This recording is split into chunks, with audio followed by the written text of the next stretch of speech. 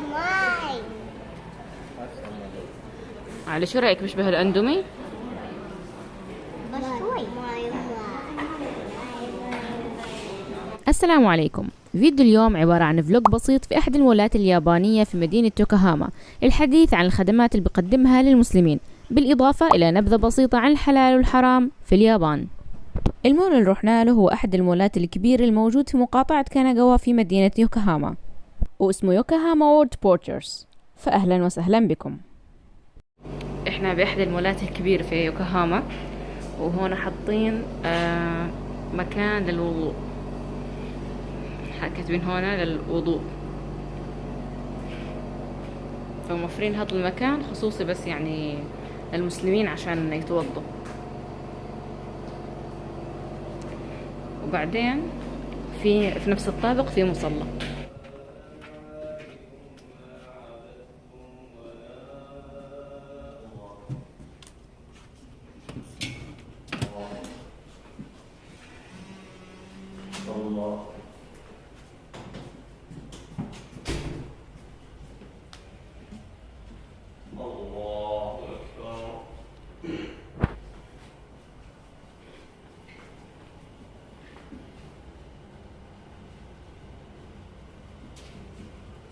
وصلنا للمطعم وكاتبين هون انه يعني صالح للمسلمين، مسلم فريندلي منيو. في عندهم رامن على الصويا صوص، على الملح، وفي عندهم كاري، يعني كلها وجبات يابانية. كان في كثير محلات ومطاعم مناسبة للمسلمين، لكن اخترنا هذا المحل وحبيت أجربه لأنه صار لي سنتين تقريبا باليابان، ولحد الآن ما جربت الرامن الياباني، وذلك لأنه اليابانيين بيستخدموا في الرامن مشتقات الخنزير يعني بكثرة وبشكل دائم. أما هذا المطعم فكان مناسب للمسلمين. وأخيرا الرامن الياباني.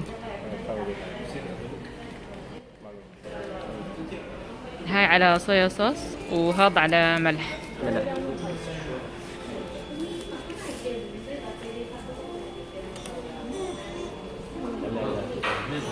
في دجاج وبصل أخضر وورقة النوري،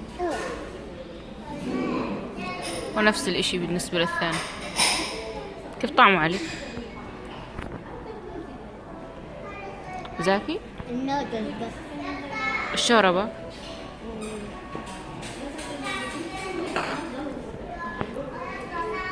طلع طعمه عادي، زي قريب شوي للأندومي، بس عجبنه. خلص نحط له آخر اشي. أنا بدي. كمان علي بده. يلا بالنص ماشي. رأيك نوح شو رأيك زاكي؟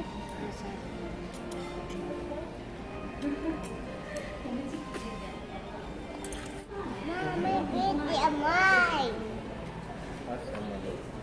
على شو رأيك بيشبه الأندومي؟ بس شوي. ماي. هسه الجزء الثاني الفيديو. قبل مجيئي من الأردن إلى اليابان كنت مثل معظمكم ما أحمله من أفكار وتصور حول اليابان يدور حول التكنولوجيا والتقدم الحضاري الممزوج بالثقافة والتقاليد والحياة المسهلة بالخدمات المنوعة، وبالتأكيد الطعام الياباني اللذيذ. وفي أوائل أيامي لما بدأت والدة زوجي اليابانية تشرح لي موضوع الطعام، صراحة تفاجأت، وصدقوني ما كنت متوقعة. فالشركات اليابانية بتستعمل الخنزير ومشتقاته في أغلب المنتجات. تروح تشتري شوكولاتة ولا فيها دهن خنزير، تروحوا لقسم الشيبس في بهارات مستخلصة من الخنزير، تمسكوا علبة لبن ولا فيها جلاتين خنزير. وربما يتبادر إلى أذهانكم الآن لماذا هذا الفيديو؟ هو محاولة بسيطة لعكس جزء من حال معظم المسلمين في اليابان حين يتعلق الأمر بالطعام. أكيد كلكم تعرفوا إنه اليابان بلد أغلب سكانه يعتنقون البوذية، لهيك جميع أنواع لحومهم محرمة علينا، سواء كان ذلك خنزير أو لحم بقر أو دجاج، بس أكيد باستثناء الأطعمة البحرية. ولكن هل الموضوع معقد إلى هذه الدرجة؟ لا تخافوا، في كثير أشياء ذاك حلال في اليابان. وبالمناسبة ففكرة هذا الفيديو مكملة للفيديو الذي قبله. في البداية عقدني الموضوع لأني لازم أتأكد من كل منتج مصنع وأستعين بشخص حتى يقرأ لي المكونات. والحمد لله بأول أيامي في اليابان تعرفت على مجموعات نسائية عبر الفيسبوك بتساعد فيها النساء العربيات بعضهن البعض على ترجمة المكونات وإيجاد البدائل. ومن أبرز المنصات التي استفدت منها تشرف عليها المدام جيهان الهتير من مصر، وهي مقيمة في اليابان لأكثر من 20 عاما، وكانت من أوائل من ساعدنا في فهم هذه الأمور وتبسيطها، فشكرا جزيلا. كشخص قادم إلى اليابان من أجل السياحة ينصحه الكثيرون بحمل بطاقة توضح أنه مسلم ولا يتناول الخنزير ومشتقاته، وهذه طريقة جيدة للزوار، ولكن كمقيمين وأسر تحتاج لشراء الكثير من الأغراض والمؤن، فبرأيي الأفضل محاولة الدراسة لقراءة المكونات أو القدرة على سؤال البائعين والموظفين. وعندما أدركت أن صعوبة الأمر بالنسبة لي تكمن في عدم قدرتي على قراءة المكونات، اجتهدت في معرفتها وحفظها ودراسة اللغة اليابانية لأتمكن من التسوق وحدي دون الحاجة لمساعدة ما، وحتى أستطيع سؤال الموظفين في أي مكان. خلينا نأخذ مثال بسيط على الموضوع. لو رحنا مثلا نشتري قطعة كيك، أولا رح نقرأ المكونات، إذا ما فيها خمر أو إشي من مشتقات الخنزير فالوضع تمام.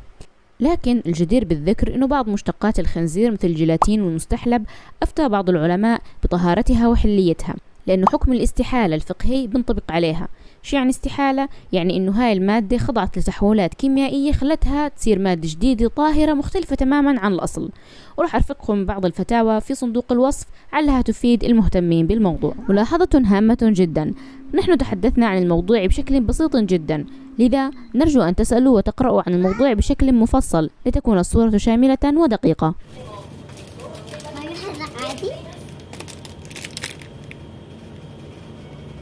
مش مشكلة. الحمد لله طلع عادي. وأحيانا تكون المكونات غير واضحة، فلا نعلم إن كانت مشتقة من حيوانات أو نباتات، لذا يكون علينا سؤال الشركة المصنعة عبر الهاتف، ويقوم بذلك أيضا العديد من أصحاب صفحات المسلمين على الفيسبوك، ثم ينشرون هذه المعلومة مع بقية المسلمين عبر صفحاتهم. أما بالنسبة للمطاعم فلما أروح لها بسأل الموظفين هناك عن مكونات أي طبق قبل ما نطلبه، أو إذا المطعم عنده موقع إلكتروني فبشوف الموقع قبل ما أروح، لأنهم غالبا ما بحطوا كل التفاصيل على موقعهم، مثلا مصدر اللحوم، بلد المنشأ، أصل المكونات وهكذا، أو بكل مطعم دلونا عليه المسلمين وحكولنا إنه هذا المطعم تمام. وبالمناسبة فلا أستطيع الجزم بأن جميع المطاعم والمأكولات التي أظهرها على القناة هي دائما حلال، فالشركات اليابانية والمطاعم أيضا تقوم بتغيير مكوناتها كل فترة. ومش يعني هيك إن اللحوم والأطعمة الحلال نادرة في اليابان، بل بالعكس الوضع حاليا أفضل من زمان بكثير، خاصة مع توسع مصطلح الحلال في اليابان بسبب استعدادهم لاستقبال الزوار المسلمين للألعاب الأولمبية. لهيك في كثير من المحلات اللي بتبيع اللحوم مختومة حلال أو اللحوم مستوردة من أمريكا وكندا ونيوزيلندا وغيرها، وبرضه في شركات مسلمة بتقوم بشراء المواشي من المزارع اليابانية وبتذبحها بالطريقة الإسلامية، فيعني لحوم يابانية بلدية. وهون راح تكون نهاية الفيديو، إن شاء الله نكون أفدنا ولو بالقليل، وشكرا كثير على دعمكم الكبير وتعليقاتكم الجميلة. نستودعكم الله، وكانت معكم فاطمة عناني من الأردن. دمتم بخير متابعينا.